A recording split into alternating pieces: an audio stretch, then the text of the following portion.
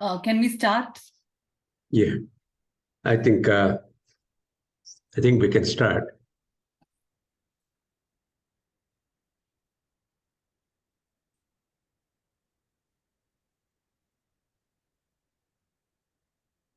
Good morning and a warm welcome to all of you.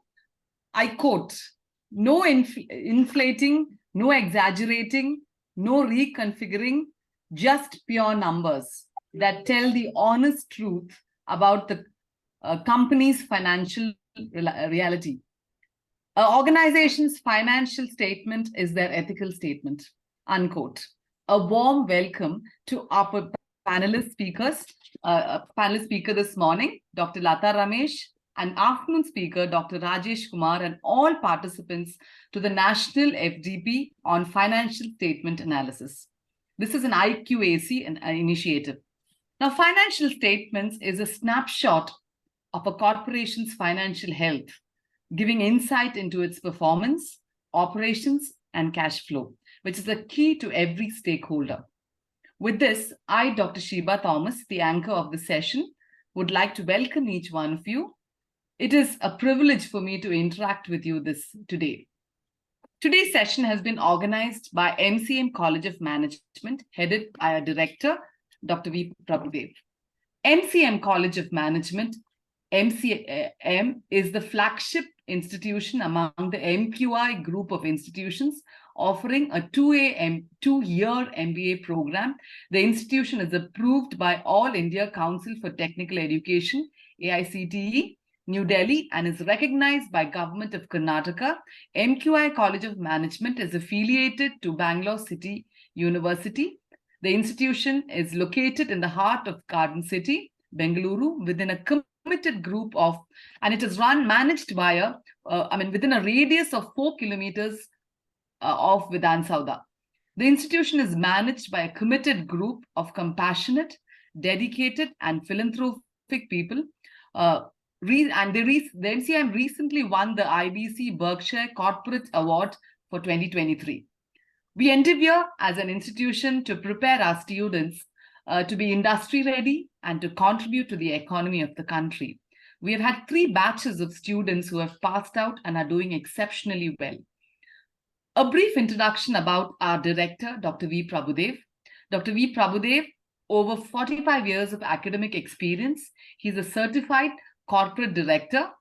Sir was a professor and head of Department of Commerce and Management at Seshadripuram College, Bangalore.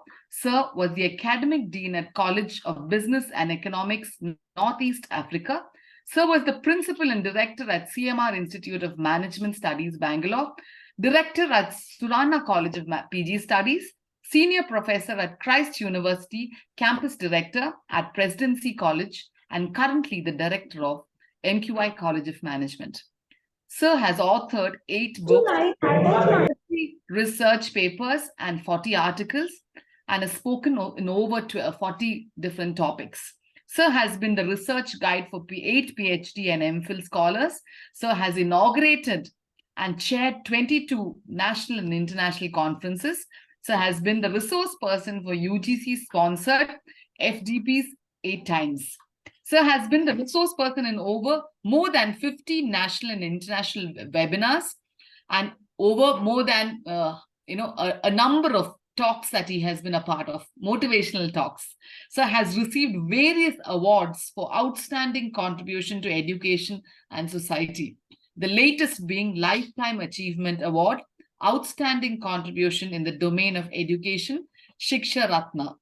A souvenir titled Prabhu Dev was brought out in the year 2016 at a well-organized felicitation at Bangalore Palace grounds by former students and well-wishers on the occasion of Dr. V. Prabhu Dev's completing 4 decades in academics. That's about our director, and MCM has gone a long way with him as a director. Now, welcome to our topic this morning. Our topic this morning is on financial statement analysis, and we have this morning 2 eminent speakers. For the first session this morning, we have Dr. Latha Ramesh, who's a professor of the School of Management, Christ University. And the topic would be orientation to financial statement analysis, analysis of financial statements, due point, analysis, industry perspective for analysis and financial statements. Now, and our second session would be in the afternoon, and that would be led by Dr. V. Rajesh Kumar, Professor and Dean, School of Commerce and Management, Chanakya University, on the topic Value Creation Tools, Economic Value Added, Analysis, and Cash Flow Statements. Please, just a few guidelines before we begin this session. Please keep your videos and audios off, and you can switch it on only during the Q&A session after you raise your hand. A few other guidelines would be: do put your audio on mute. We will be having a Q&A towards the end of both the sessions, so kindly reserve your questions for the Q&A. All participants will be receiving an e-certificate after you fill up the feedback form at the end of both the sessions. At this time, I'd like to introduce our first speaker, Dr. Latha Ramesh. Dr. Latha Ramesh is the Associate Professor of Finance and Coordinator for the Center for Case Research and Development, CCRD, at the School of Business and Management. She is a Commerce postgraduate and an associate member of the Institute of Cost Accountants of India. She also holds an MBA from ICFI and PhD in accounting from Pondicherry University. She has about 8 years of experience in consulting industry and around 16 years in academics. Her areas of interest include financial reporting, corporate governance, corporate valuation, fintech, and corporate strategies. Professor Latha is actively involved in developing pedagogical practices and has curated project-based and lab-based courses for MBA students. She is hands-on with many corporate databases like Bloomberg, PowerSec, Ace Equity, etc., and embeds them in the classroom. She has published several research articles in top journals, chaired finance conferences in prestigious institutions like IIT, and published case studies in the Case Center, UK. Welcome, ma'am. It is such a privilege to have you this morning to lead us in the session. Who else can speak on a topic like this other than you? Thank you so much. And over to the, and even as even as you lead us through this virtual platform, we have lots to learn. Now, to start us with, we have an inaugural address by our director, Dr. Prabhu Dev, followed by our speaker, Professor Latha Ramesh. Over to you, sir, for the inaugural address. Thank you, Dr. Shiba. Good morning, all of you. I always feel happy to interact with my friends in the teaching fraternity, because I always believe learning is a continuous process. So when we interact on a platform like this, I'm sure there's a lot of learning and a lot of takeaway. I was talking to my colleagues, last month about the importance of having one FDP in finance. So today's FDP is the outcome of our thought process, and we always believe in taking the best input to the class and creating a learning excitement in that class. Because when we go to that class, we go to the class to teach. But I strongly believe that we go to the class to learn also, provided there is a very, very conducive learning atmosphere in the class. And especially when we teach post-graduation programs, we need a different dispensation altogether. We need a different approach altogether, because it is going beyond the curriculum, going with the inputs, which will largely enable the students to establish the global context and link their learning with what is happening around in the industry and in the economy, especially finance, very, very dynamic, specialization area. I think this kind of FDPs go a long way. We always try to be very relevant in that class, because the teacher has to be very relevant. It is about being relevant and being redundant. See, vis-a-vis, being relevant vis-a-vis being redundant. But it is very, very important for us to be continuously relevant and elevate the classroom learning and teaching to a level where our students always feel very gratified. We always talk of collaborative learning, but there is collaborative teaching also, and especially when we put our heads together, put our thoughts together, put our wisdom together, and involve in a lot of churning of ideas, what emerges is a very refined inputs, which will largely help us in taking these inputs to the class. And our students should remember forever, uh, see, students always remember their teachers with gratitude, especially when the classroom teaching is such that it is richly enabled by very contextual learning inputs where they feel very gratifying. And when they go to the industry, start working in the industry, and all the learning of our students in that class should be very relevant, we should be very handy. And I have interacted with my students where they say that whatever they learned during their post-graduation days largely helped them in their handling the business situation in their job. So this is my belief system. And so much dynamism is happening all around. So it is very important for us to align ourselves, recalibrate ourselves in tune with the changing learning ecosystem. Therefore, this kind of FDPs go a long way. And we have two very, very accomplished academicians in today's FDP, Dr. Latha Ramesh, who was my colleague. I have seen Dr. Latha Ramesh's commitment, a wonderful teacher and very strong in her academic content. And she's very passionate in her teaching. When I remember vividly, when she concluded her class, when she was heading towards her cabin, uh, invariably a handful of students would follow her, continuing the classroom interaction with Latha. That is her passion for teaching and a very serious researcher. And she is the best faculty who has got both teaching and research, perfect synergy of teaching and research in Dr. Latha. And she is going to deliberate on financial statement analysis, DuPont analysis, and all the stakeholders look at the corporate for financial inputs as provided in the financial statements, because they use these inputs in making rational taking rational decision, because the financial inputs as provided by the financial statements have to be matter-of-factly, have to be correct, and the investor, both the present and the future investor, definitely need this input for them to take a well-informed decision, investment-related decision. And similarly, creditors also would like to form opinion about the corporate when they lend money. And there are other stakeholders, including the employees and suppliers and whatnot.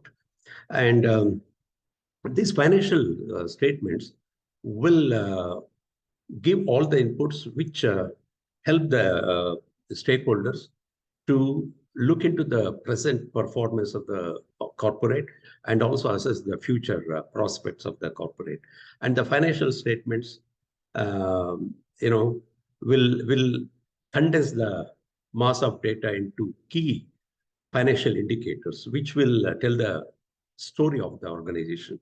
And the financial statement, when it is analyzed and interpreted, various techniques are there. Could be horizontal analysis, vertical analysis, trend analysis, which Dr. Latha is going to deliberate. But one thing we should all remember here, corporates, I think they have realized this. Today we have investors who are very well informed. So we find investor activism so profound. So it is very important for corporates to ensure that they provide additional information, going beyond the mandatory stipulation, going beyond the mandatory clause. and coming out with a voluntary disclosure to give enough information more than what the investors want, because today there is intense competition for capital. So the imperative is to go for voluntary disclosure, provide as much information as possible, all correct information. Of course, company law stipulation is also there. And there are standards of comparison. It could be rule of thumb indicators, past performance, industry standard, internal standard. And Dr. Latha is going to talk about PONT analysis, where return on assets, where profit margin and asset turnover are the drivers. I don't want to take more time. I am here to listen to Dr. Latha. And I compliment all the participants, all my friends in the fraternity who are in post-graduation teaching finance subjects. I compliment you for registering in this FDP. I'm sure you will have a huge takeaway at the end of the session and also at the end of the day. Now over to Dr. Latha Ramesh to commence our deliberations. Thank you.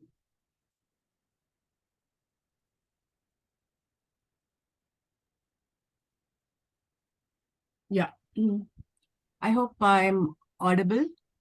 Yeah.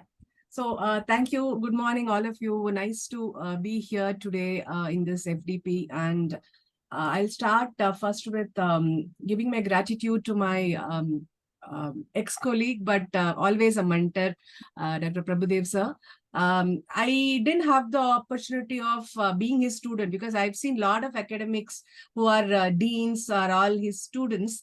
But during the brief stint around 4 or 5 years where I was his colleague, I really learned a lot from him. In fact, it's definitely a subject which is definitely one thing, but how to be graceful, how to lead a life. I think even our students and including myself learn a lot of life lessons from Prabhu Dev sir. I think as a teacher, he's a role model for all of us. So thank you, Prabhu Dev sir, for remembering me, and then thought that you have thought that I might be a suitable candidate for this session. So thanks you. And thanks to all the colleagues who have joined for this session this morning. I will start as sir has really set the context about why financial statement analysis. And I'm sure all of you already know those concepts. So, we are all peers. So it is not like, I'm going to give you some gyan. It is more about, of course, interacting and then learning from each other. So what I thought I will do in this session is give a practical perspective. As sir rightly said, in our class, we have to stay relevant to the students.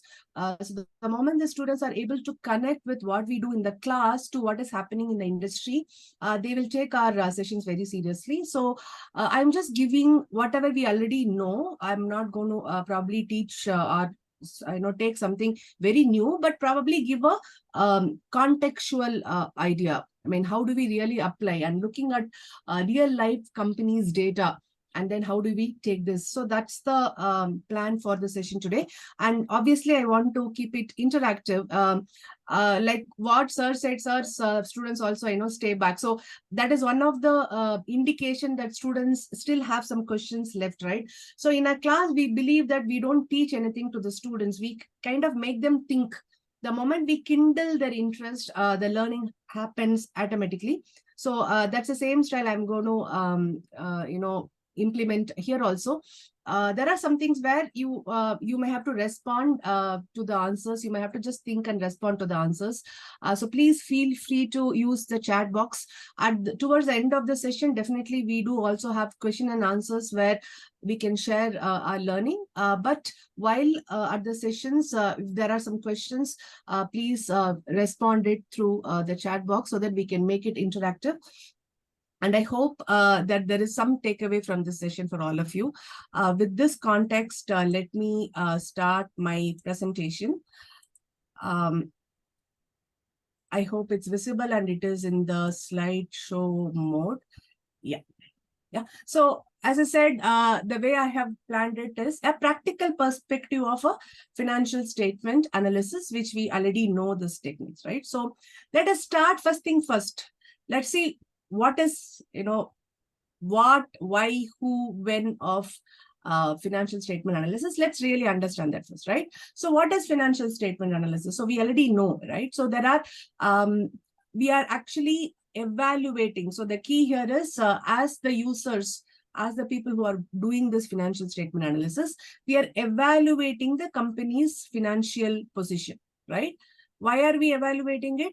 Because we are making an informed decision. So the key here is evaluating for what? To make an informed decision. The decision could be on anything. Sir also said the decision could be for a bank manager to see whether to give a loan or not. So there are different decisions. Even the internal managers the management uses financial statement analysis to make some decisions, right? So the key here is evaluating and making an informed decision. So that has to be a very robust model so that we will be able to make a informed decision.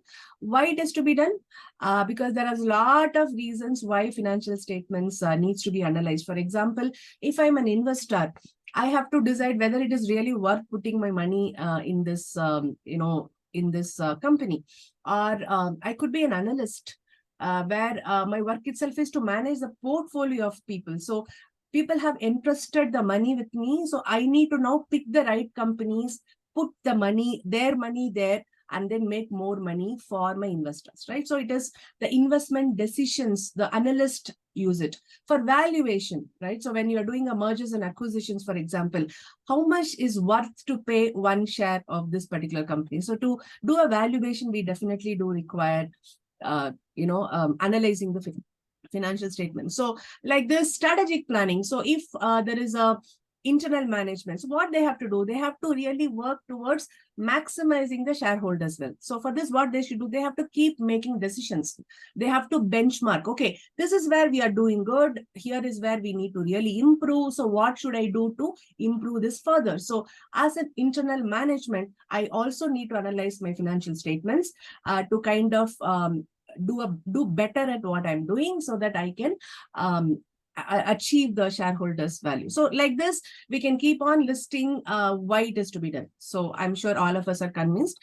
Who will do it? Yeah, different type of people will do it. For example, an analyst can do it from a investment decision point of view. A lenders will do whether to decide to lend it to this business or not. A consultant will do to make suggestions or strategic planning for them, and investors, a regulator, so management. So a lot of these people will do a financial statement. And of course, our students, right? So we make our students also analyze the financial statements, because this is one of the very important skills which the companies is looking for. So during the placement season, I always see that my students come back, they run to my cabin and say, ma'am, you tell me now they are asking this.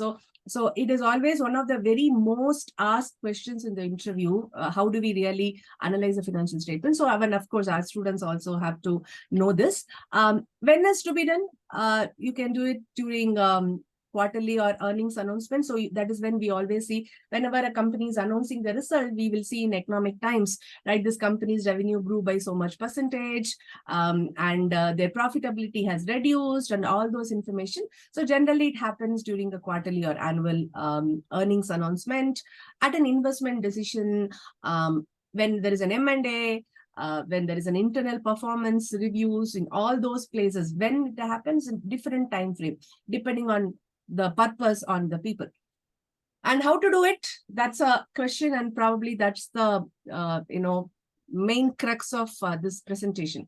There are 4 common techniques. Prabhu Dev sir already mentioned that we use horizontal analysis, a common size analysis, a trend analysis, a ratio analysis. So these are most widely used techniques of financial statement analysis. So in summary, what financial statement does, it is investigating the past. See, what happened in the past is very, very important for us.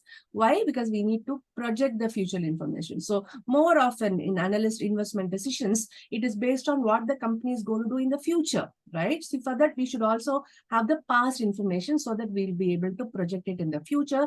So that is the 4 W's and 1 H of financial statement analysis. I hope all of us are with me on this, and you agree with what I was talking about it. in this session, as it said, I thought I'll take one company's example and then drive this. So I thought I'll take the example of Avenue Supermarts. I think this is a listed company, and I'm sure all of us know it as a D-Mart, right? So most of us would might even shop in D-Mart. So D-Mart, what is the industry in, where D-Mart is there? It is a retail company, and it has a supermarkets, and the brand name of this obviously is D-Mart.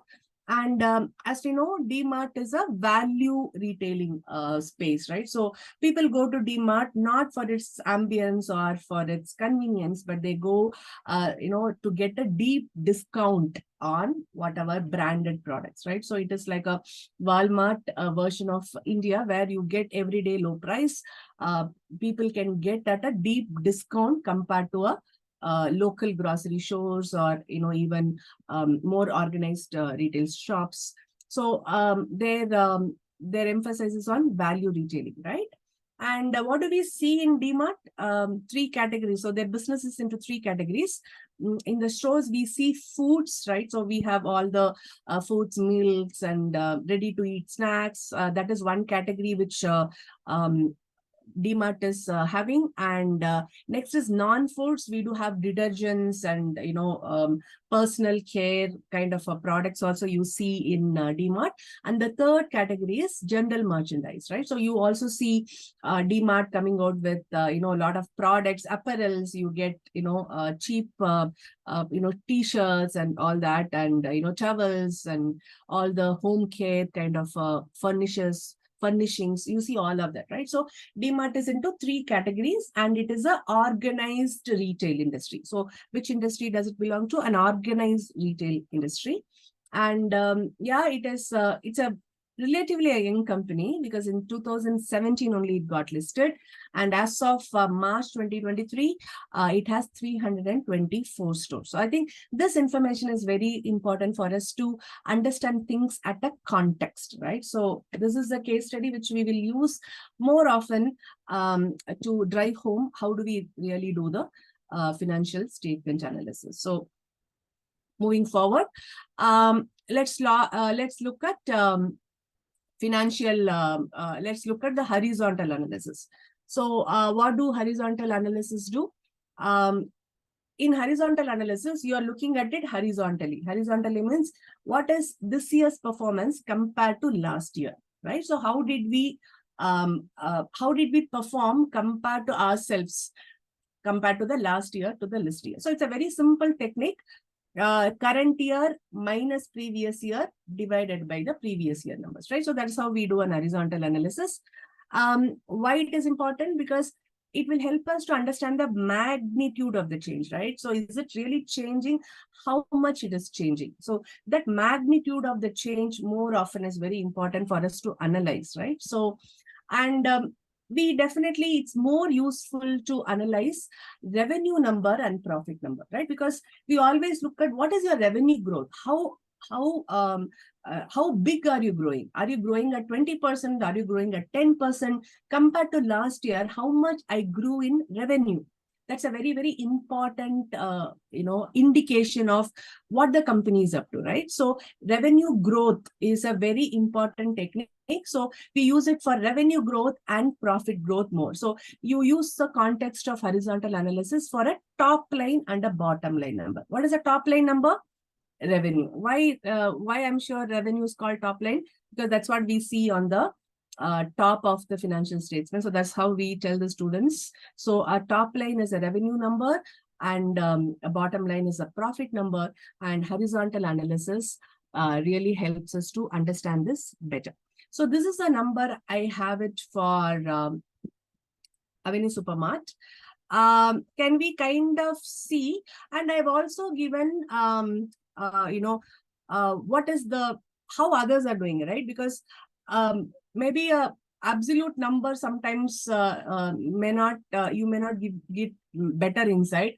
Maybe with comparing with something else, you may get a better insight. So we see that the revenue from operation grew at 38% in the year 2023. That is compared to 2022 revenue. 23 revenue has increased by 38%, and in 2022 it achieved 8%, and in 2021 it is -3%, right? So can we just hear, and I've also given the closest competitors, retail, Reliance is one of the closest competitor. The C stands for close, the competitor. I is the industry average. So how did the organized retail industry as itself has grown, in these 3 years is the data, which I think I put it in the green thing. So can we kind of hear, if we are just taking this to our students, right? So we'll definitely ask them, what this number signify, because nowadays this ratios or the number itself is freely available, right? So our students go to Money Control, Yahoo Finance, and get those numbers. So it is not the doing the number itself which is important. How do we analyze? How do we interpret and gain insight from that? That's very important, right? So that's what we have to make the students think in the class, right? So this is the number. So now what do we make out from this? So can you please put it in the chat box? What interpretations we can make? Is the company doing good or not good? So is Avenue Supermart doing good in revenue growth? How do we respond that? Is it doing good or not good? I'll just wait for you to respond. I'm getting a response that S. Okay. S is doing good. I don't know what exactly that S means. Vipin sir. Yeah, yes, Ashok sir. But how are you saying? On what basis are we saying this? So I'm just trying to put so that, that is how we make our students, think, right? So how are we saying that we are doing good? Based on past, okay. So if Vipin sir, if it is based on the past, yeah. Sir is saying last year we grew only at 28%. We have grown at 38%. But what about 2021? 2021, what really went wrong? The company had a -3%, right? So what do you think might have gone wrong in 2021? Remember, these are all real data. I use last trimester, I did a valuation for Avenue Supermart. So I had all this numbers, so I thought I'll just use it. What would have happened in 2021? That is one thing. And when you say based on past is very true. And how else we compare whether the company is doing good or not. Based on the past, the company is doing good because it had a -3% in 2021. From there, it is growing at a much faster rate. So compared to its own performance, the company is doing good. Yes, Vipin sir. But how else we will say? Yes. Yeah, we are also getting a response at COVID impact. Very, very, very true. Yes, right. So COVID had an impact on all the industries, irrespective of, across the spectrum, including an essential service like Supermart, because they had a very lot of restrictions and so on. So obviously 2020, and yes, Ashok sir, 2021 was a COVID effect. So we understood that the company is doing good compared to, I'm also getting a response at competitors. So how do we see? For example, your closest competitor has grown at 18%. The industry has grown at 16%, whereas Avenue Supermart at the same period has grown at 38%, right? So does that sell? Is there any year which the company hasn't done better than the industry in any of these matrices? Can we look at it? Is there any year where the company did not do well compared to the industry? For example, 48. In fact, I'm also surprised to see that across the years, across the profitability measures, Avenue Supermart seem to have done much better, right? You guys agree with me? You all agree with me? Or you have anything to kind of... COVID saw online sales growing, especially the competitors. Yes. Yes. So yes, Shiba ma'am, that's very true. So COVID, our company is Avenue Supermart is a brick and mortar company, right? So you have to go to the shop and buy, and it had a lot of time restrictions. So because it had a more of a brick and mortar stores, the online sale was not a major part of the company's revenue. So that is one of the reasons why it has, yes, very good. Thanks for sharing that, Shiva ma'am. Yeah, true. So we understood this. So we understood that how do we do an horizontal analysis? So compare the profit number or the top line and the bottom line number of our company in which we are analyzing with the competitors. That will give us a lot of perspective of how we are doing. Thank you for all your responses. Moving on, we'll go to the second techniques, that is common size, right? So common size is also called vertical analysis. So why it is called common size, as we know that everything is converted into one common, right? So in an income statement, I'm sure you know, it is a percentage of sales, and in the balance sheet, it's a percentage of total assets. So as I said, I'm not going to tell you because I'm sure all of you know this. Again, let us put it in perspective, right? So we again, that's what we will also tell our students. So when we do a common size analysis, it gives a lot of perspective again in terms of how the company is structured. So this is the common size statement of Avenue Supermart in the last 3 years. Can we say which is a major cost? See, the first number is purchases of stock in trade, which is income statements common size, and the last 3 numbers in this table is a balance sheet common size, right? So we take the last 3 numbers from the balance sheet, the first 4 numbers from the income statement. And as we know, from an income statement, it's as a percentage of sale, and it is as a percentage of total assets, right? So now what is a major cost of Avenue Supermart? What is a major cost for them? Which is the highest expenses for the company? And vertical is very useful when I'm analyzing the cost. What is expenses or what is the cost? We could see that one of the expenses is the top in terms of the percentage of sales. So what is that expenses? I hope you are able to see. And what is happening to this? Let's take this number and try and see how do we tell our students to analyze this. So what is a major cost for this company? Is it a rental cost, or is it an employee cost, or what exactly is the major cost? I'll wait for your response. And we can also analyze through this what is really happening, right? While you're typing, it's very obvious that, yes, rental cost, yes, ma'am. But if you look at, this is the actual number. Rental cost is not this, ma'am, because there is other expenses. So in fact, Avenue Supermart is not renting out anything. Their business model is they purchase the thing. But you're right, for other retail, rental is a major cost. But for this company, what is a major cost? It is a stock in trade, right? Because whatever goods they are selling, they have to buy, right? The merchandise, they have to buy. Avenue Supermart is a reseller. They buy from someone and then they sell, right? They don't manufacture anything themselves, right? So if you can see, more than 86% of the revenue is their stock in trade. That is their goods which they buy for resale, right? I'm sure all of us can relate. For them to sell a Surf Excel, they have to buy the Surf Excel from the distributor and sell it, right? So the major cost is stock in trade cost. They have to spend a lot of money. And if you can see that, is it doing better? So if you see that the major cost is 84%, that means when the revenue of this company is 100, 84 is spent only on the merchandise which they are buying and selling. So that's a major cost for them. Rental cost is, of course, could be one of the major costs for other companies. But as I said, Avenue Supermart is not having any shops on rent. It is its own shops. So they don't have rental cost at all. Yeah. So is it improving? Can I hear, is the material cost is improving or not improving in the last, compared to the last 3 years? Do we see that it's improving? How is it happening? In terms of all the expenses, let's really take an example of, say, stock in trade.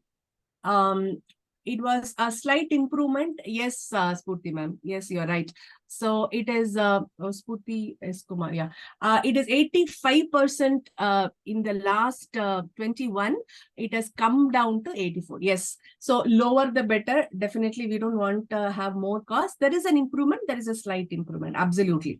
And we can also see a slight improvement in all the cost. Can we see that? Yeah. Is our other expenses improved?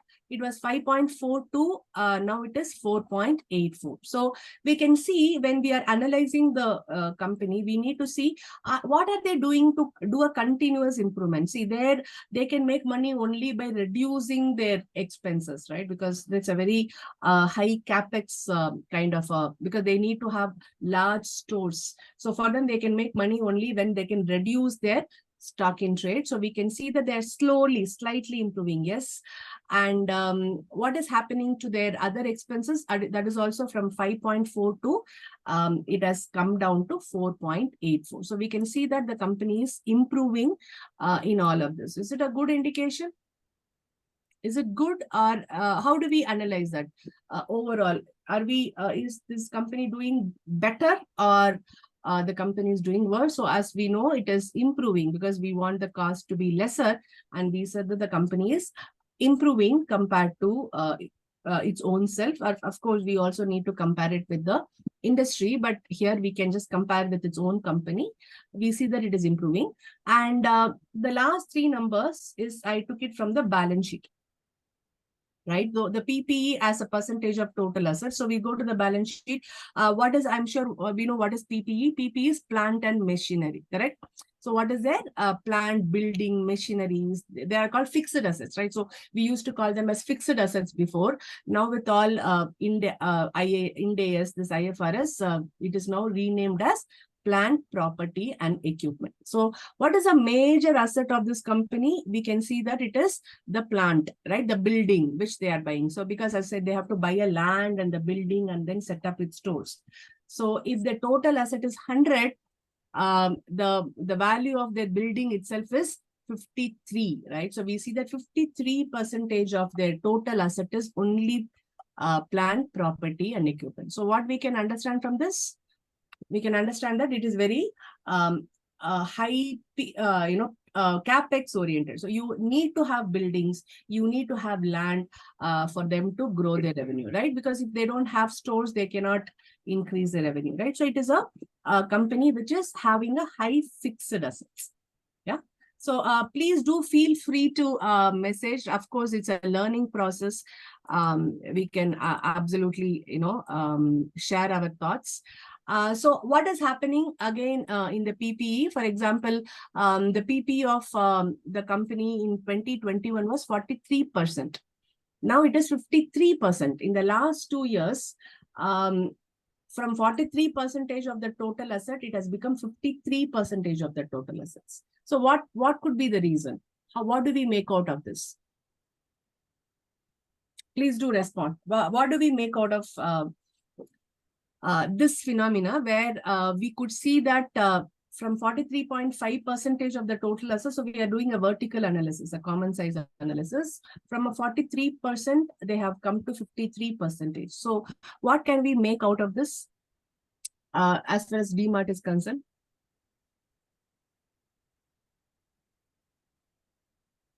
Please do put it in the chat.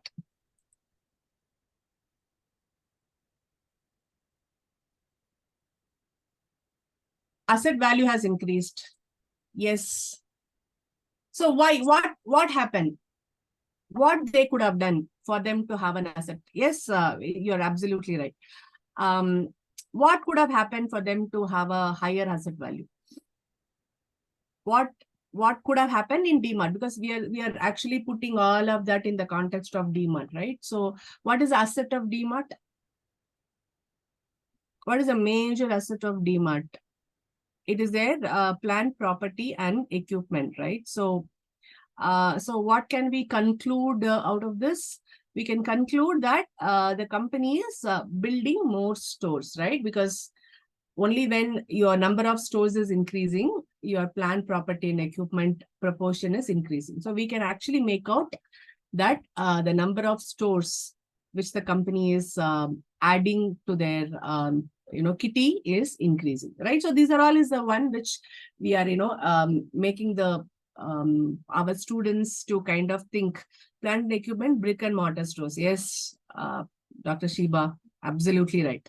So so for them it's a brick and mortar store, so they have more stores, so we can make the students think in this way and say connect it, right? So here we are connecting, so is it really giving them more revenue? Why should they have more brick and mortar stores? Because does it really help them to grow their revenue? We could also see that the companies, can we link this? So this is how we tell our students, right? So can we link this 53.7 with this 38%? We can easily link, right? Why? Because DMart, only when they are adding more stores, they will have more revenue, right? So they are able to achieve 38% growth in their revenue because their plant equipment is increased from 43% to 53%. Yes, yes, ma'am. More emphasis on counter selling. Exactly. So, so this is how we make our students to link those numbers, reaching more customers. Yes, adding more stores, going closer to the customers. So that is kind of help them to achieve more revenue also, right? So we can easily see this 43 to 53 is a very substantial increase, right? So they have added substantial number of stores that has also resulted in substantial increase in the revenue growth. So this is how we make the students to connect these numbers, because these are all about analyzing and making sense of those numbers, right? So this is how we tell. And yeah, so inventories, we can see that the accounts receivable is very, very less. I'm sure we know what is accounts receivable. That is the debtors, how much the customers, how long they take time to pay. Why it is too low for Avenue Supermart? The accounts receivable is very, very less in their assets. So again, we should make our students to think what is really a reason. Is it that we go to Avenue Supermart and then do we pay after 10 days? We buy the goods and yes, absolutely. Yeah.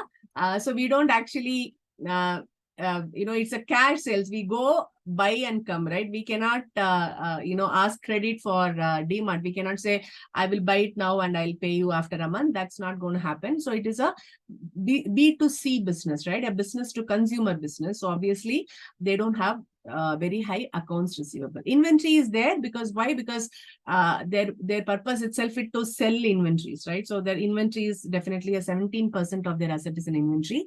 But we know that the accounts receivable is very, very less. So does that help us to understand this company better? Yeah. So this common size statement or along with horizontal analysis, this helps us to give a complete picture of what this company is doing. So this is how we also tell our students to see how do we interlink numbers. Why accounts receivable is very low for this. So again, our students will think and say like how, we are all trying to say how it is a B2C model. Yes. Yeah, continuing. This is a trend analysis. I'm sure, again, we know what is a trend analysis.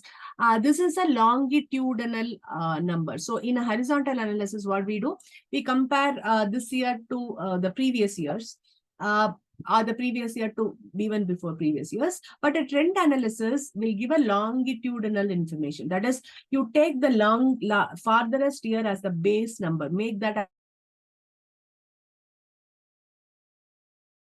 so that is again gives us a lot of perspective about the growth of any business. So trend analysis is again a very useful technique for us to understand. So I did a trend analysis for Avenue Supermart and I took only key numbers. We did not take all the numbers just to keep it simple. So we could see that in 2008, if your base is 100, your revenues, the revenue of this company, if in 2008 the base is 100, it has become 285, right? So that means almost triple, right? Because from 100 to 300 is triple, but it is 285. So we could see that in 6 years time, 1, 2, 3, 4, yeah, in fact, 5 years time, the company's revenue almost triple. Yeah, can we see this happening? Yeah. Can I get some emojis? So from 100, it has actually become 285, which is almost 3 times the growth, which is again, we could see a lot of promise in terms of the revenue growth for this company. One of the other reasons could be it's a very young company, right? Because this company itself is listed in 2017. So that means they are in a high growth stage. So they're adding a lot of stores. So as and when they add a lot of stores, you could see that the revenue is also increasing. So the revenue number, we could see a trend analysis of almost going more than 2.8 times in the last 5 years. And is the net profit going more faster than revenue?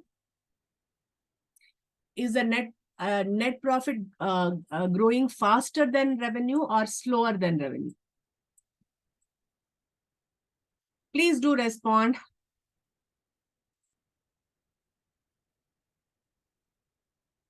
Is my question was, is it moving slower than revenue or faster than revenue? Yes, I could see some. The revenue has moved from 100 to 285. What is happening to the to our profits? Is it slower? I'm not sure, sir, because from 100 it has become 285. So your revenue grew by 2.8 times, but how much our profit grew by? More than 2.8 times, right? So it's 3.3 times. So our profit has tripled in the last 5 years. I hope I'm making sense. So the revenue is, when the revenue has grown by 2.8 times, the profit has grown by 3 times. What could be the reason why the company is little more profitable compared to their revenue growth, compared to their profit growth? What could be the possible reason? No problem. Except 221, NP is faster. Yes, you're right. Absolutely. Please feel free to, again, I'm repeating, please feel free to answer because all of us are learning. I'm also learning. So yeah, that's fine. So except 2021, is it, Ashok sir? Okay. Yeah, you're right. Yes, you're right. But we know what is the reason, right, Dr. Ashok? 2021, we have already seen the trend somewhere else also. In the previous slide also, we saw the same 2021 slide thing, COVID. We also, in fact, understood. Yes, Dr. K. Ashok Kumar. So it is 2021 is definitely one of the years where we could see some slowdown because of COVID. All of us know it, obviously. So you're right, absolutely.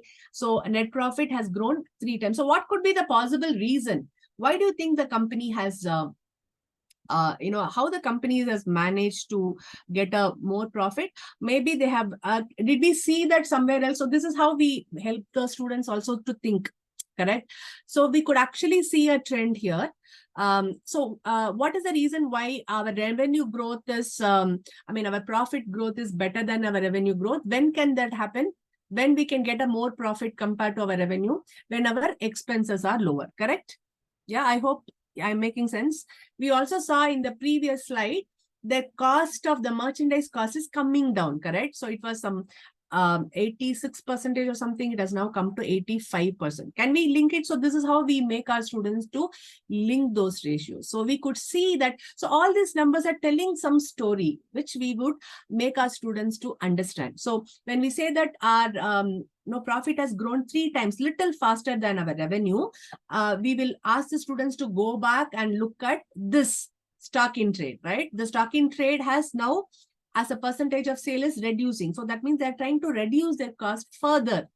What is the resultant of all of this? Our profit is improving. Yeah, absolutely. So this is how we make our students to think. And we could also see that the asset has grown 3 times, right? From 100, it has become 300.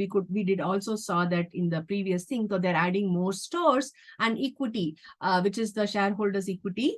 From 100, it has become 346. So has they added more book value of equity? Absolutely, right?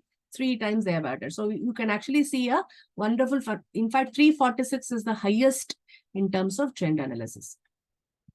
right? So this is how we help the students to make sense of how from 100, more than 3 times the equity has, increased for this company. That clearly shows what is the true performance, the kind of efforts the company is doing to add more to the shareholders' equity. So we could see all of that, the result out of all of this: higher revenue, your higher net profit, your PP is increasing because of this, your revenue is increasing, and it all gets added to the equity. They're probably plowing back. They're putting everything back into the equity. Why? Because they want to grow. See, for us to grow, we require fund. One easy way to get fund is from the equity itself, right? So that's what the pecking order says. So the retained earnings, right? So we call it as a retained earnings. The profit which is used in the business, plowed back in the business, it seems to be high. How are we saying that? Because from 100, it has become 346. So this is how we make sense of trend analysis. To say what we have done so far. We have understood why, when, what of financial statement analysis. We have there are 4 techniques. We have understood horizontal, common size, trend. Now we will go to much more famous or a popular method of financial statement analysis. That's this ratio. I'm sure all of us know about, we also tell, even our students are very much, aware of these ratios. We can actually put it under different categories. We can analyze their profitability, their efficiency, whether the companies is liquid enough to be able to pay their short-term requirements. Are they retained earnings or issue more shares, ma'am? Dr. Ashok, that's a valid point, Dr. Ashok. It could be because of both the reasons. Our share, they might raise more shares, they will have more retained earnings. But as I said, 2017 only the company went for an IPO. They did not raise any other share. So this entire change in the equity is due to retained earnings. Thanks for putting this up, Dr. Ashok. But yeah, for different companies, we may have to say whether they raised more equity. But specifically to Avenue Supermarkets, they did not raise fresh equity. They added more profit, because that's the entire profit is plowed back into the business. So thanks for putting this. So these ratios, as we know, is very famous ratios. Current ratios, quick ratio talks about liquidity, and then how solvent is this company. We have some ratios. And capital market, how the companies is traded in the market, right? What is the price to earnings, price to book, EV by EBITDA. So these are all as capital market ratios. So I'm sure all of us know this. So these are all the different categories. Again, which is better? Again, depends on your purpose. If I'm a banker, for example, right? So if I'm a banker, I will look at my solvency, right? What is that debt to equity ratio and so on. If I'm an investor, what ratio I will look at it? I mean, more important for me is a PE ratio, right? Because an investor look at PE ratio, maybe a lender looks at the solvency ratio. If I'm a management, I look at my efficiency ratio and so on. So again, the purpose of why you are analyzing is also important, about which ratios to use. I am sure to get the entire perspective of this, we need to use all those techniques and look at all of this in a context. You need to contextualize it, right? That's what we tell our students to contextualize all these ratios and then come and draw some insight. So these are all the ratios which I'm sure all of us know. And one famous thing is DuPont. We know the formula of DuPont. So what does DuPont does? DuPont deaggregate the ROE ratio. ROE is a very famous ratio, return on equity, profit after tax by equity, right? It tells you for every dollar of equity given by the shareholders, how much is the profit. So ROE is a most famous ratio for analysts. So people screen, they select the companies based on ROE. Higher ROE is better. But higher ROE is always better between two companies? Then we need to understand how they get this ROE, right? Is it coming from what aspects? That is where it is very important to segregate the ROE equation. So DuPont is a consulting company which segregated the ROE into three components. What is this three components? You can get more equity, you can return more to the equity shareholders by doing what? By having more profit margin, right? For every dollar of sale, we can have more profit, right? Or asset turn. What does an asset turnover says? For every rupee of asset invested, how much I am making as a revenue, right? Because for them, as I said, their asset is stores. The more stores they add, is it really translating into revenue? That is very important, right? So asset turnover looks at the efficiency of usage of asset. What is the third element? It's a financial leverage. How much of shareholders' equity you use? Are you using shareholders' equity, or also are we using debt? Right? So this is how I'm sure all of us know. The third is financial leverage. How much of this asset is funded by the equity? Right? So suppose if I have 100, a 10 crore apartment, okay, then, you will, this example I'll tell my students so that they can relate. So the moment I say I have a 10 crore apartment, we all think, I'm rich. But the moment I said, out of this 10 crore, 9 crore is bank funding, then we know where do we stand, right? So the asset is owned less by me, because only 1 crore of this asset I own. 9 crore of the asset is owned by my lender. Is it necessarily a good thing? Not quite good, right? So because if my asset is 10 crore, my equity, I need to own the entire 10 crore for me to be safe and have a good night's sleep. The moment out of this 10 crore, 9 crore is funded by a lender, we know that we have to always keep them, pay them their EMI, so that we will be able to meet the requirement. So this financial leverage tells you how much of this asset is owned by the equity holders, right? So lower the better, right? Because if I have 10 crore and my equity is 10 crore, my the equity multiplier is 1. That means lower is better. When someone else, your lender, owns the asset more, obviously it is risky, right? So the financial leverage brings the riskiness of the business, So we can say it's profitability, efficiency, and risk. So that really helps us to understand this better. Let me make us think a little bit. So this is the ROE of 3 companies. Okay, we have A, and B, and yeah, 1 minute. Okay, yeah. So which is better? Can we say which company ROE is better? We have 3 companies, one with an ROE of 15%, another B with a ROE of 18%, and another with a ROE of 12%. Which company is better? Can we try and answer that? Which company ROE is better? And obviously ROE is higher the better. So which company is better? Yeah. Yes, Dr. Rash. B.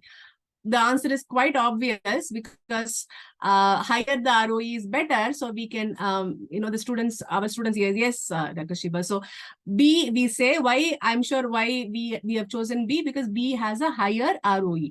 So suppose all these companies belong to the same industry, because I keep, we keep saying to our students also, right? Any ratios is more comparable with its own industry peers. So assuming that these 3 companies come from the same industry, we can say that B is doing better. Very good. Now we will give some more information about this company, right?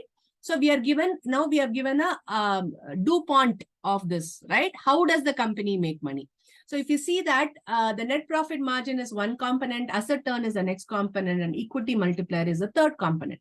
And that is how, so when the moment we are actually drilling down this ROE, we get better perspective of, which company is actually doing better. So can we think a moment and say which company is doing better? So can we look at B, which apparently looked better in the first instance?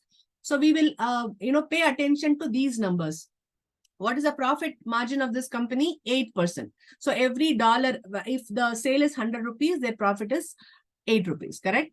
What is their asset turn? 1.2, right? So that means if they invest in 1 rupee, they get 1.2 in revenue.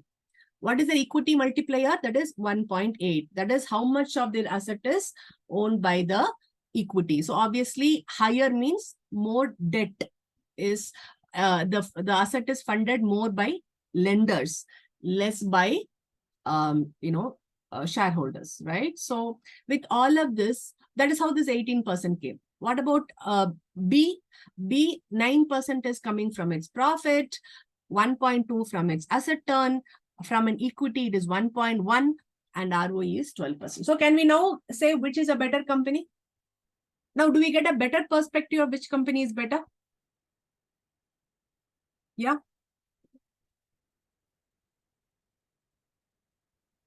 Yes, Spooty S. Kumar. It is definitely A. Why? I'm sure we have all guessed that answer. Company A is a better profitability. It has a better efficiency. Why am I saying it is better efficiency? For every 1 rupee of asset, 1.5 is their sale, correct? So they are using their asset much efficiently. And look at their equity multiplier. Who owns this company? The equity multiplier is 1. That means the entire asset is owned by the shareholders. So is it a safe company? It is less risky also, right? Lower the debt, lesser the risk. So absolutely, it is company A. I hope we all get this. Any questions here? Or should I proceed? I'll proceed. So this is how we made the students think, right? With one information, we don't get the full picture. When we get the next information, we get a full picture, right? So that is how we need to always make our students think. Thank you. Absolutely. Yes. Now, there is another version of DuPont, which is further drilling down. See, there is three-factor DuPont model is what we discussed. There is 3 is, profit, asset turn, and equity multiplier. There is a 5-point extended DuPont model is also there. So what does it say? It has 5 components. So how much is your interest burden, right? How much is your tax burden? That is compared to your earnings before tax, comparing your earnings after tax. How they are related, and what is your operating margin, right? So because your net profit is affected by interest and taxes. Interest is a financing choice, right? So whether I'm borrowing and taking my business, it's a financing choice. So can we look at the operating choice? As a business, how do they produce goods and sell? So instead of looking at net profit, can we divide this net profit into interest portion separately, tax portion separately, so that we get the actual operating profit? So that is operating profit. And of course, asset turn and asset turn and finance leverage continues. But this, instead of taking net profit, we are further drilling down net profit into interest burden and tax burden. So this is the 5-point extended DuPont. And again, I took a real company and then looked at its competitors and then did one DuPont analysis. So this is Bajaj Autos. Okay, their interest burden ratio is 0.99. That is the earning before EBIT, the earnings before interest and earnings EBIT and EBT. Earning before interest and taxes, earnings before taxes. So that proportion is 0.99. And tax burden is 0.76. That is their profit before tax, profit after tax. That ratio is 0.76. Their operating ratio is 20. Their asset turn is 1.39. Their financial leverage is 1.01. And it is 21%, right? So this 21% of ROE, now we have broken into 5. And there is also exactly one more company which has closer to the same 21%, but the composition is different. 0.72, 0.71, 16, 1.2, 2.1, and 21%, right? So now can we say which company is doing better? Do you want an interest burden closer to 1 means what? You don't have any interest expenses at all, right? So I hope I'm making sense. So which company is doing good? It's Bajaj Auto or its competitor? Both have 21%, right? Yes, Dr. Ashok, thanks for your response. So I'm sure all of us agree with Dr. Ashok. It is Bajaj. Why are we saying this? We are saying it because it has a lower interest burden. Lower interest burden means they don't have too much, because the company probably is completely funded by equity. So they don't have the EBIT and EBT, that ratio is not very high. That means it's just 1. And tax burden, they are efficiently making use of their tax, right? So then they have a better tax advantage compared to its competitors. Look at their operating margin. Their operating margin is 20%, whereas the competitors' operating margin is only 1.16%. And in terms of efficiency, they are 1.39, whereas the competitor is 1.2. But then where did the competitor got so much of ROE? It is coming from the financial leverage again, because the equity funding is lesser. It is owned by debt. Because the denominator is low, you are getting a high ratio. But what does it mean? The competitor is more risky, correct? So the ROE is 21% by the competitor is achieved because of this financial leverage. Whereas Bajaj has a low financial leverage. That means it's safer. Its 21% is coming more because of its lower interest burden, better tax efficiency, better operating profit, and better asset efficiency. I hope all of us are with me. How much time do I have more, Dr. Shiba? Yeah. Ma'am, I think you can go on till 1. Yeah. Okay, so what if you use so I means 45 minutes, right? Yeah, but you can talk and you can also have Q&A also. You know? Yeah, correct. Last 15 minutes, right? Okay, so I hope we got this. So see, this is how we make our students also think, and make them connect the links, because as I said, all of us know that these ratios, these numbers are always available. Just on the click of the button, now we are getting all of this.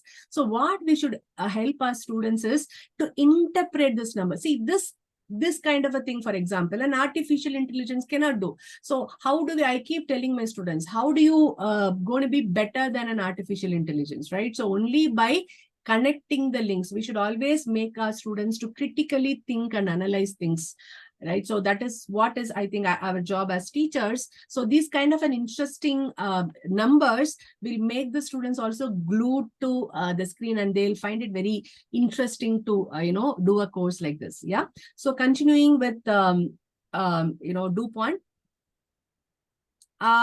Yeah. So how do we, so we have seen different ratios, net profit ratios, asset turnover ratios. So how do we say which number is better, right? So how do we know whether the company is doing good or not? As we know, we can compare it with its own performance. We saw that in the horizontal performance. We saw it, right? With its own performance in trend, for example, we saw from 100 it has become 285. Maybe from 28% it has become 38%. So definitely we'll tell the students that you can compare it with its own self. That is definitely one way. Historical performance. The next is benchmark. We also did that, right? Because which is the closest benchmark which the company wants. For example, if it is an Infosys, the benchmark is TCS. If it is Bajaj, the benchmark is TVS Motors. So like this, we have to tell the students to look at the benchmark. Who is the competitor compared to Reliance Retail, for example? Avenue Supermart, we compare it with Reliance Retail and say how they are doing in terms of their profit margin and so on. And industry average. Sometimes a lot of players, the average performance of the industry is also. So when the industry grew by 15%, I grew by 25%, right? So that is also a very good way to compare. So there are 3 ways, but we can do. And of course, there are some thumb rules, which we always use. We say 2:1. So, I mean, particularly bankers, they have their own thumb rules. So we'll say it has to be more than 1.44. This has to be more than 2.1, right? So, that is also definitely we can use. But we have to be little wary when it comes to using those thumb rules, because what is relevant for one company may not be relevant for another company. For example, if a company is a young company, the company is just 5 years old. Okay. So whereas another company is 15 or 25 years old. So we cannot use the same thumb rule for both the companies, right? But otherwise, thumb rule is also a good way. As I said, it is still widely used because see, for bankers, they just only have to say, calculate this ratio, whether it is more than that, okay, give. So it makes the process little more easier, right? So that's why sometimes people use thumb rules. That's okay. But as I said, unless that is only one of the ways. We cannot always say if the revenue growth is more than 15%, we can grow. Can we say that? Obviously not. Why? Because when the entire industry is growing by 25%, if my company is growing by only by 15%, I cannot say I'm good, right? So use thumb rules, but little carefully. At some places we can use thumb rules, but we cannot use thumb rules all the times. So the best way is to do is compare it with its own self, compare it with the competitors, and compare it with an industry. That's the best way to do it. Of course, using the thumb rule is also okay. Yeah, right. Now this again requires all of your response. I hope we are all hooked up for this.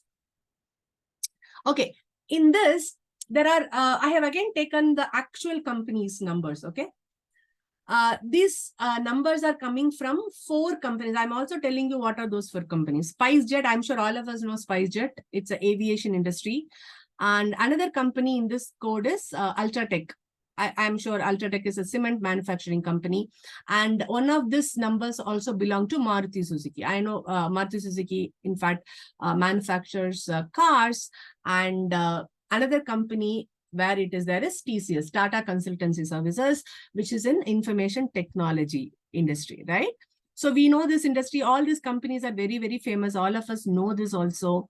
So I have given 5 information about this. These are all from the original company's information. I took it.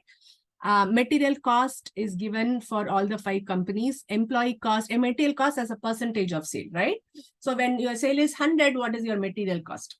Employee cost as a percentage of sale, I've given PPE, the land, building, land, machineries as a percentage of total assets. I've given fuel cost as a percentage of total asset, electricity, fuel, all of that, and accounts receivable days. That is, how long does it take for your customers to pay you back the money, correct? Accounts receivable days is debtor days, right?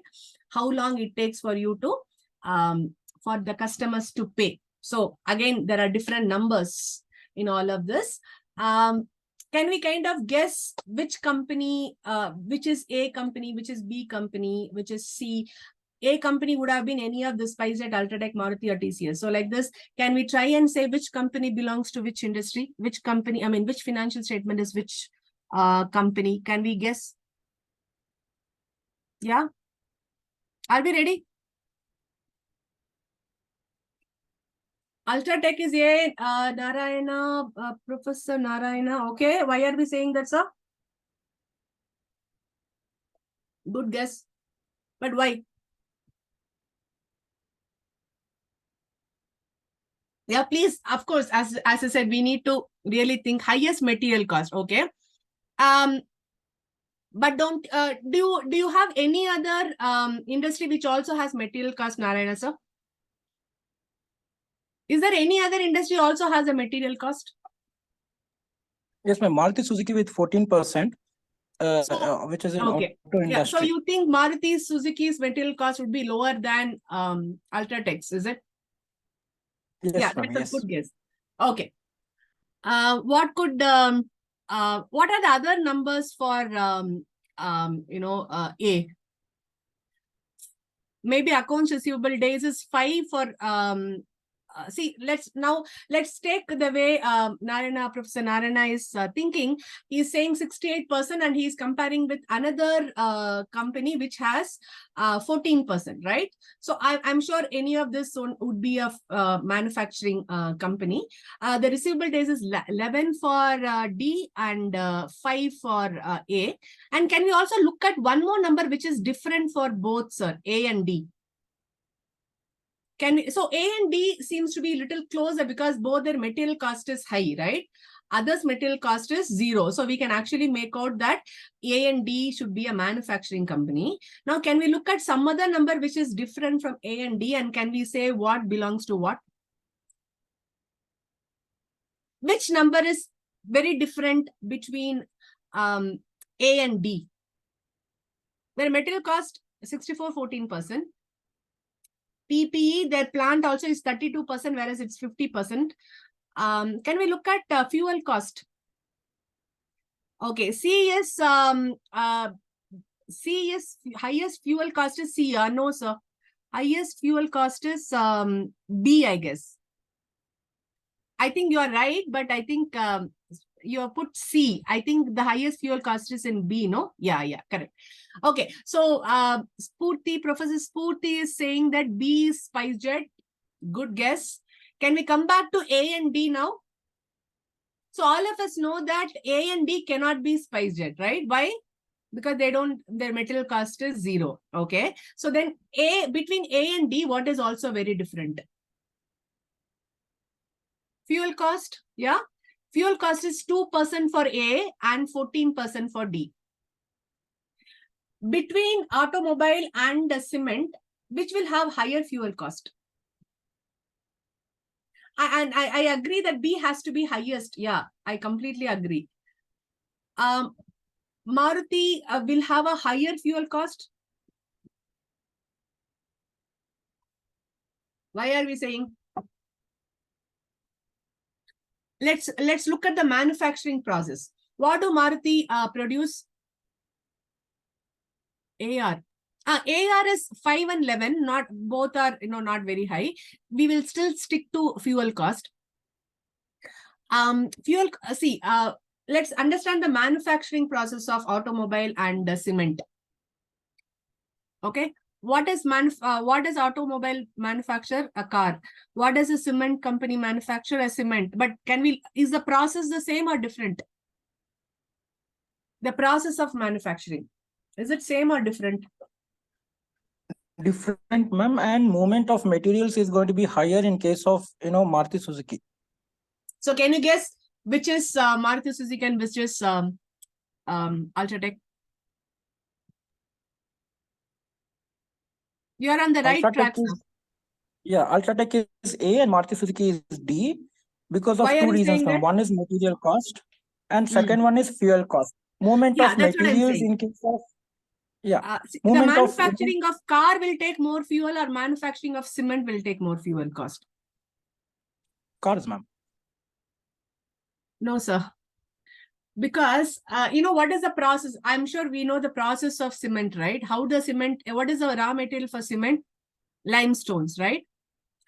If you have seen the factory of limestones, right? The limestones have to be brought and it has to be heated at a very high degree. Yes, absolutely. Yeah. So the manufacturing process of cement is high energy because it has to be heated. The process, they have some ingredients and the process has to be heated at very high degree for them to absolutely. So the fuel conversion cost is very, very high for cement, because the cement manufacturing processes from a limestone, it has to be produced to cement, which requires very high energy consumption. Whereas, of course, there is an energy consumption for Maruti also, but this is an assembly line, right? So the energy consumption is not as much as cement. Yeah. Yes, absolutely. So this is it not very interesting for our students also? Yeah. Even I would have also thought, if I really don't know how the manufacturing happened, even I have thought that cars has more manufacturing fuel cost, but I actually later realized that it is a fuel. The manufacturing process of fuel is different. Yeah, absolutely. Thanks a lot. So now have we decided A is Maruti Suzuki and D is Ultratech? Are we kind of convinced? Yes. Yeah. Then what is B and C? I think I already got some hint about B. I think we already got some hint about B, right? What is B? I think already I got some answer. Aviation, ma'am. Aviation. SpiceJet. Yeah. So what are the two things which really makes aviation very, very clear? Two numbers in B, which is very, very obvious. Fuel cost. Then 66%, right? Out of the total asset, 66% of that is a plant. What is a plant property of a aviation? What is their plant and property? PPE. What is the Land, PPE ma'am. of Land. no, for airlines, sir. For airlines. Land and plant. It's aeroplane, right? It's Yes, ma'am. aeroplane. Yes, yes. The aeroplane, is it cheap? The aircraft, is it cheap or expensive? Very, very expensive, right? Even a smaller, bombardier cost close to 500 crores. Yeah, very, very huge, expensive aircraft. The fuel, ATF is very, very high. So very obvious that B has to be SpiceJet.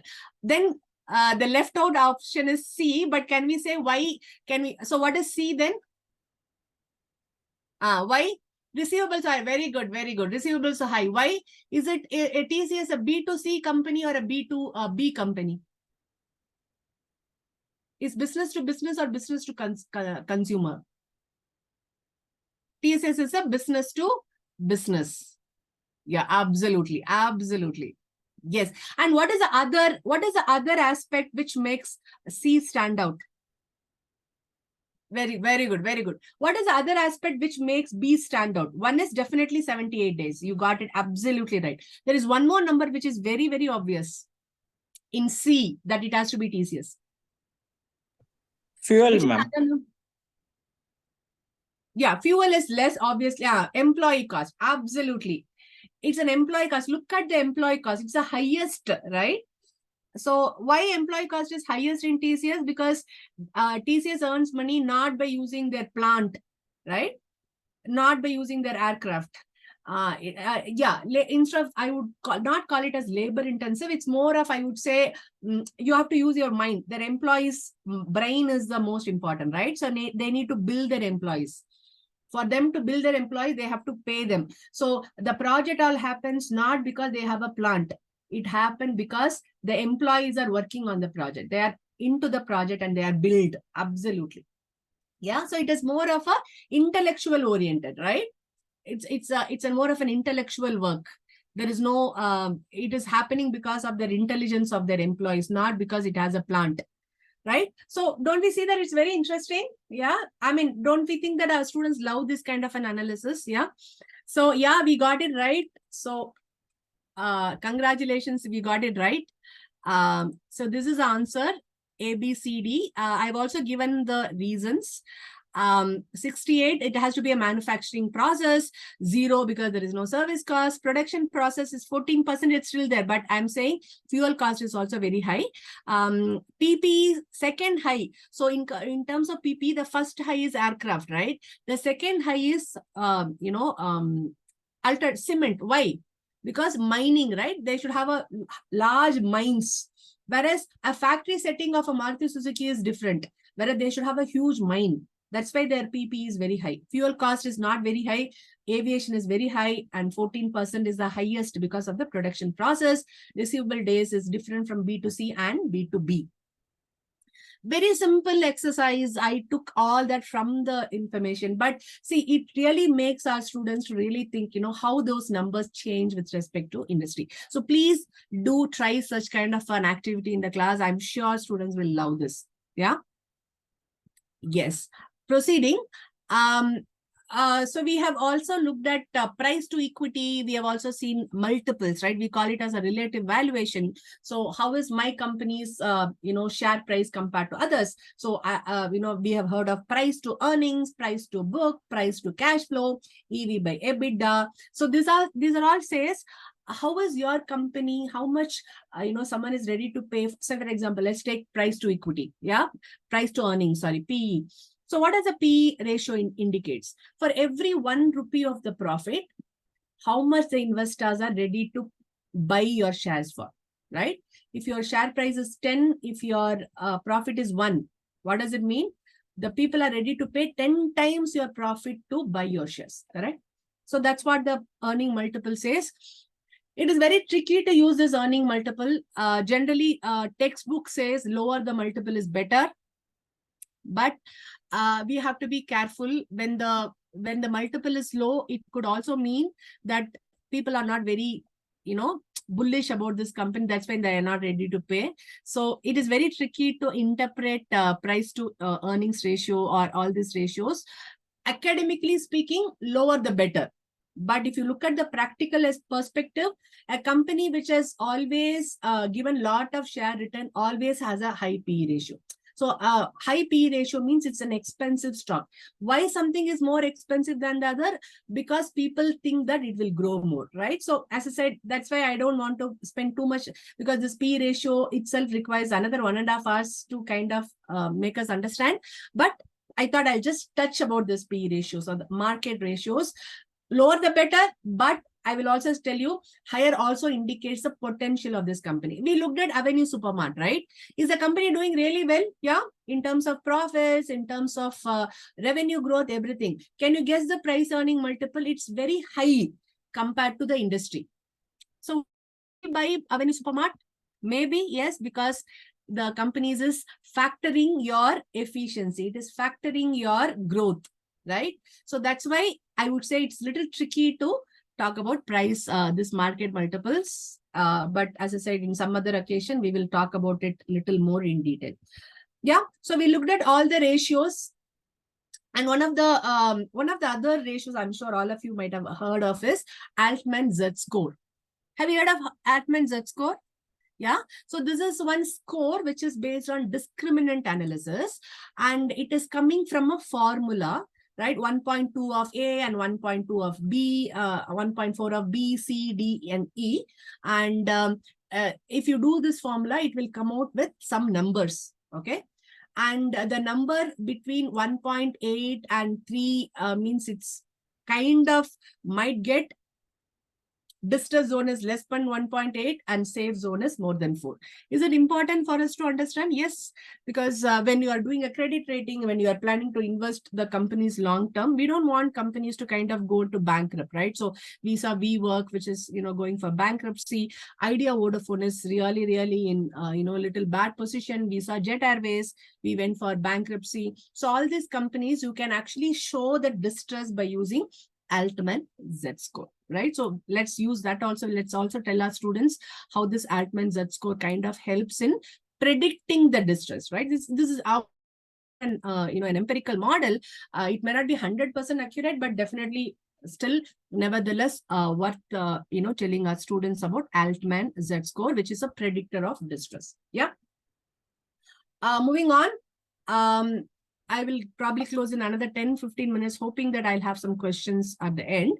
Then we will look at business ratios. So do we know what is a business ratio? See, we have seen, net profit margin, asset turnover ratios, gross profit ratios, EBIT ratio, and so on, right? There is also business ratios. What is that business ratio?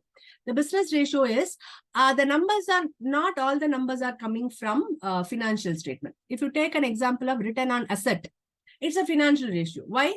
The return, the profit is in financial statement. The asset is also in the financial statement, right? Both are in rupees. Whereas sometimes we may have some number which is not measured in rupees. Okay. So that is what is business ratio. Let's look at the business ratio of DMart, which is there from their annual report. Yeah, I took it from their annual report. See, they are reporting something called revenue per square feet. Yeah. Is it important for them? Yeah. Why?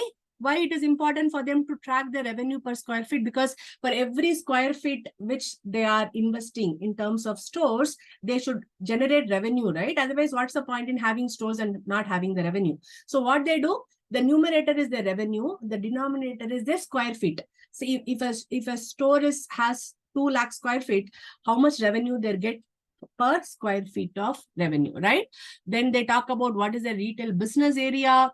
They talk about number of stores. They talk about number of bill cuts, and they talk about something called like for like growth. Right? Okay, this is a LFL. It's called LFL. It is used in all the retail shops. It is used like for like growth. I'm not going to get into that detail because that requires a little more explanation of what is LFL. But we kind of understood that these are all business ratios. Why I'm calling it as business ratios? Because they are not necessarily only measured in rupees. Revenue per square feet is in rupees, but remember, the numerator is revenue, the denominator is square feet, which is not a financial number, right? So revenue per square feet, the total areas, like for like growth, these are all as a business metric. It's very, very important for us to teach the business matrices of our students. Yeah, because that is also very, very important, which often overlooked in textbooks. In textbooks, I don't see too many textbooks discussing about these business matrices, but as a teacher, we are going to help our students to analyze the company better. We should talk about business ratios. Yeah. So now let me again do a guess, do an activity and say, I've given some business matrices. Okay. Average revenue per user. That's a business metric. Employee utilization rate. Okay. Occupancy rate. Average order value, market share. These are all as business metric. Why? Because it is not necessarily coming from only from our financial statement. So these are the business metrics. And I am also giving company's name. Okay. Companies are Hindustan Unilever, PVR, INAG, Zomato, Bharti Airtel, and Infosys. Now you have to guess, match the following. From a left, match the right. Which company do you think will talk about average revenue per user? Which company will talk about this? Can we do this exercise?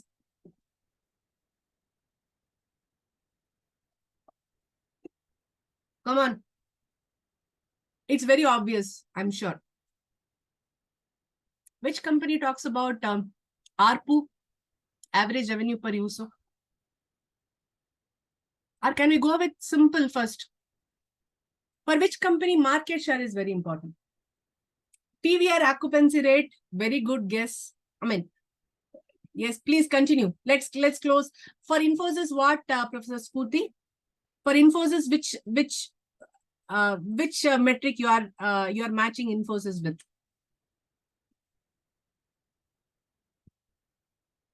Zomato is average order value. Okay.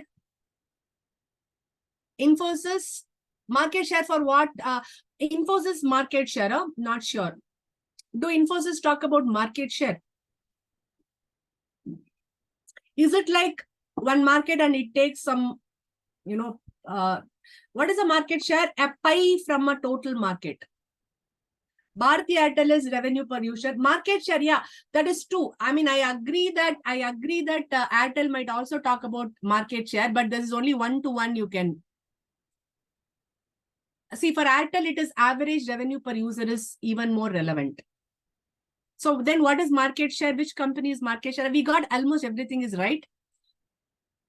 Which do you think is market share? Which company will talk about? See, what do Hindustan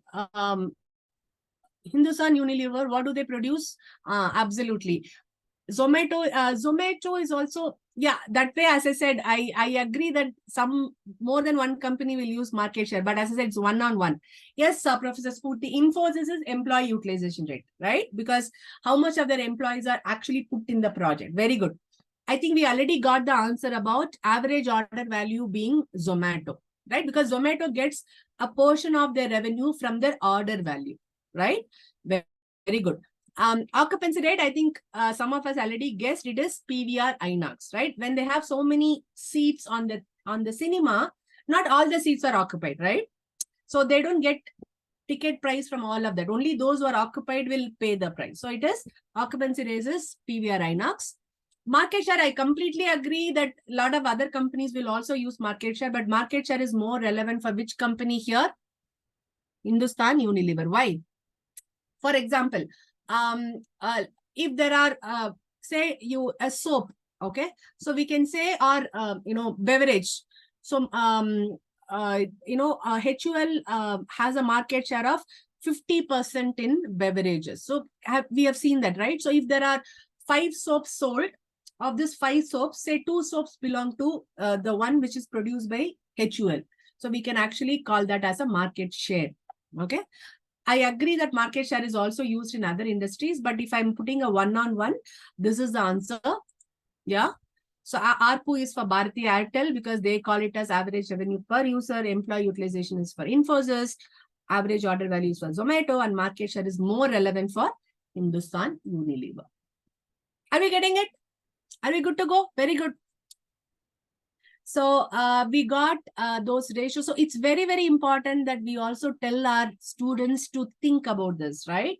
Why it is also important for them to analyze this to get a better idea. So let's go back to the, the revenue per square feet, right? So it is saying, see, from a peak, it has come down to 31,000, right? What is it related to? It is also related to the number of stores. See, as and when you add more number of stores, your revenue per square feet might come down, right? So that's what I'm saying. So we need to really link one number to the other number so that students get a full picture. So please feel free to, make the students connect the numbers which is there in one screen and another screen so that, they get a better sense of what's happening. Yeah. So we understood about business matrices also. And yeah, I think we have last 2 minutes. I think I'll just close because there is no need for me to now talk more about this. This ratios, I took it from Capital Line, which is a database which we have subscribed at Christ University. So how do we look at it? As I said, please ask the students to connect those numbers. But the debt equity ratio shows very, very low. That means, see, from 2019, 0.11, it is even reduced to 0.01. That means the company is less funded by debt and more funded by equity. That means makes the company less riskier. Their current ratio is very comfortable. Generally, 2:1 is a thumb rule for current ratios. For every 1 rupee of current liability, do you have enough cash? Enough liquidity. From 1.96, it has improved to 3.04. Their asset turnover is slightly reducing, maybe because they have more business. We also saw a number of stores.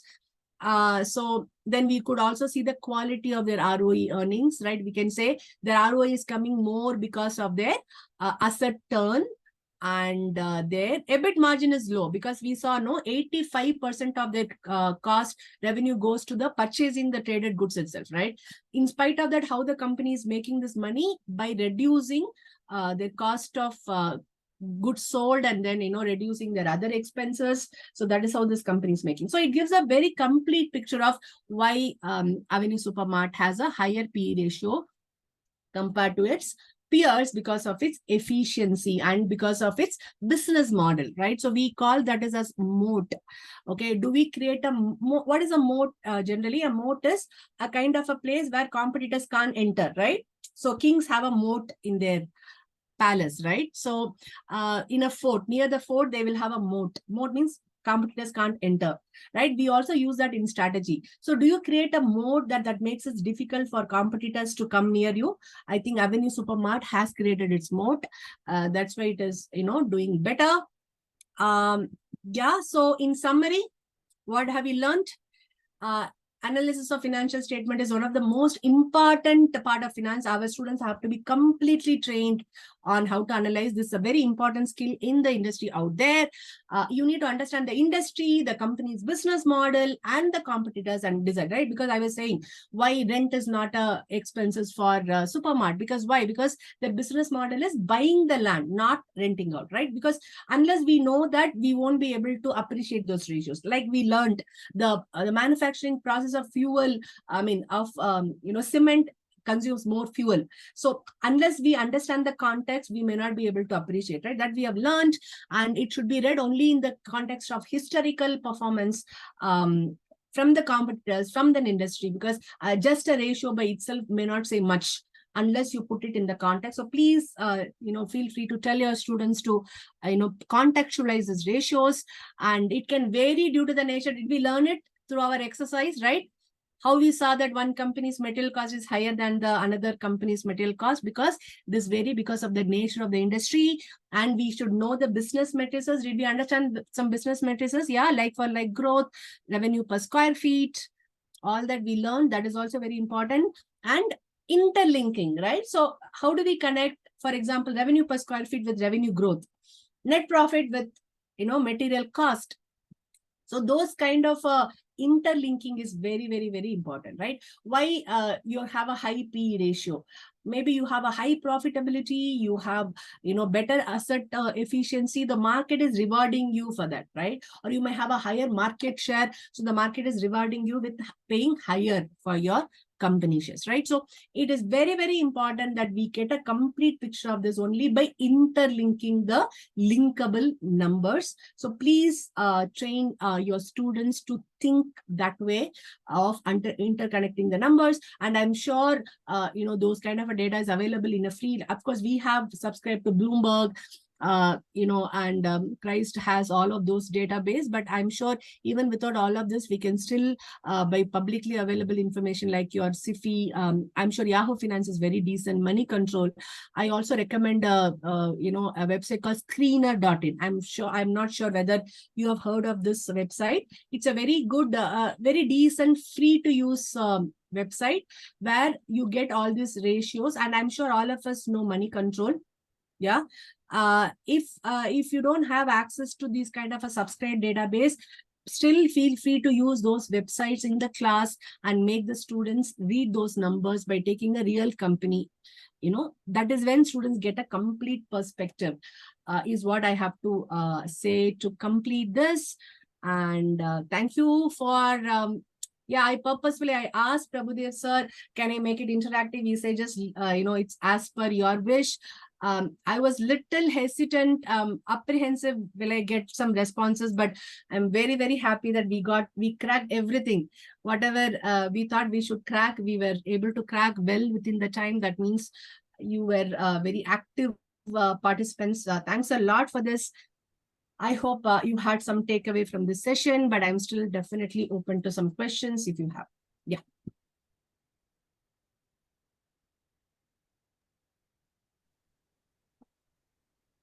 The floor is open for a few questions. Anybody needs to ask something? I think it was a very interactive. We were interacting all through. But anybody has any extra questions out of what you have not, probably any queries that you have that you could address it, that ma'am could address it during this time?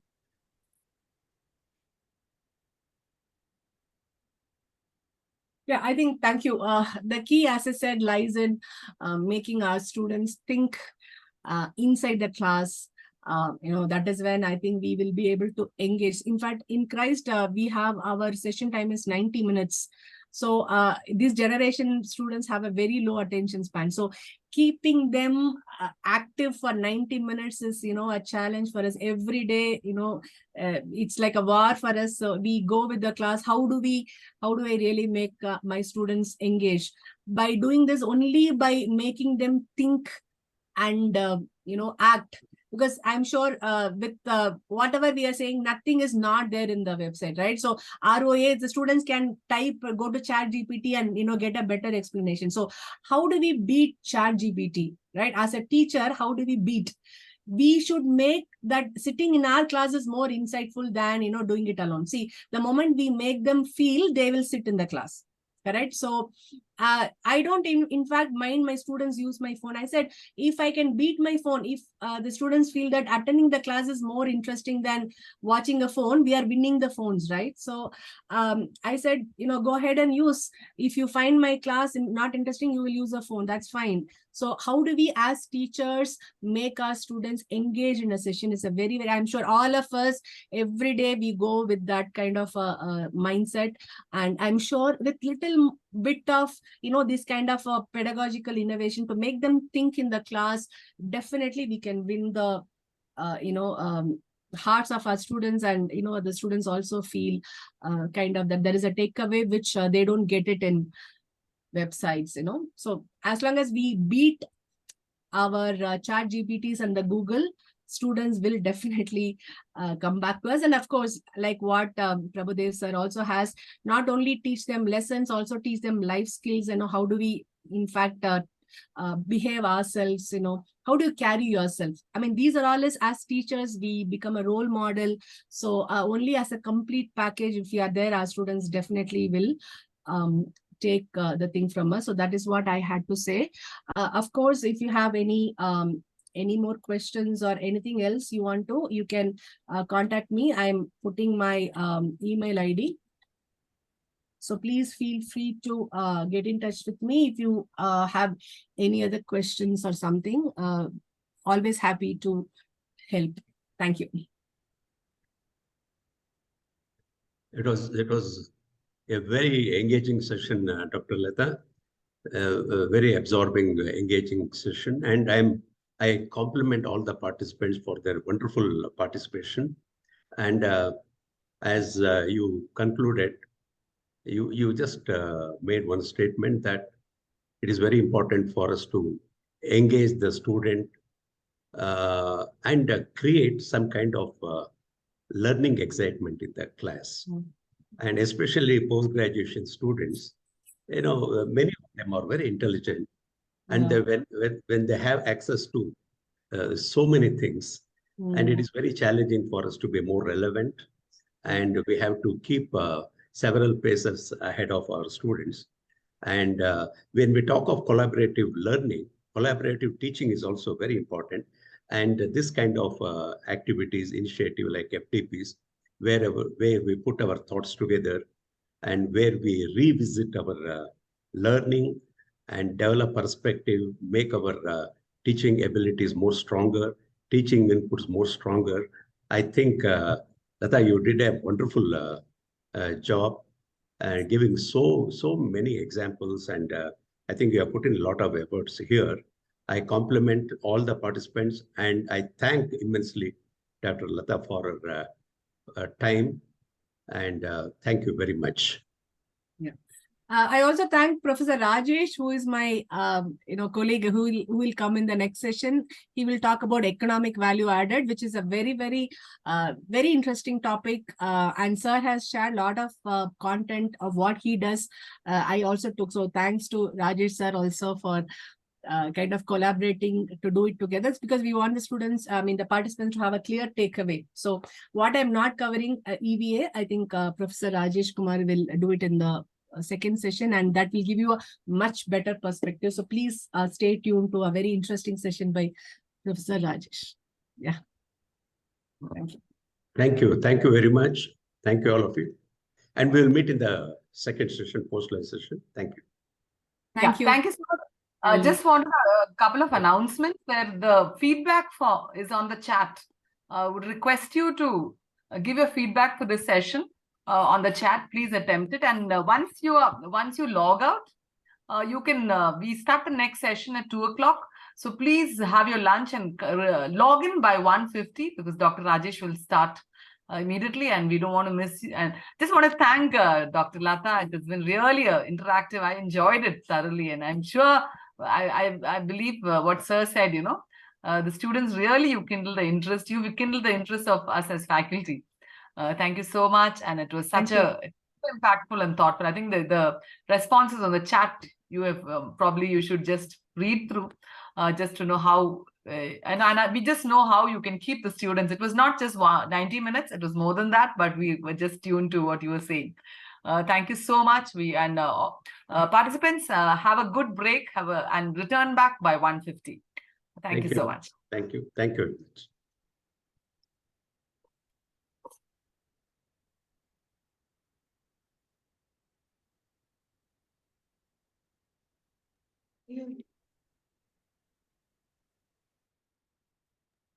Participants can use the feedback link that has been provided in the chat box, and participants can also use the same link to rejoin the meeting at exactly 1:50.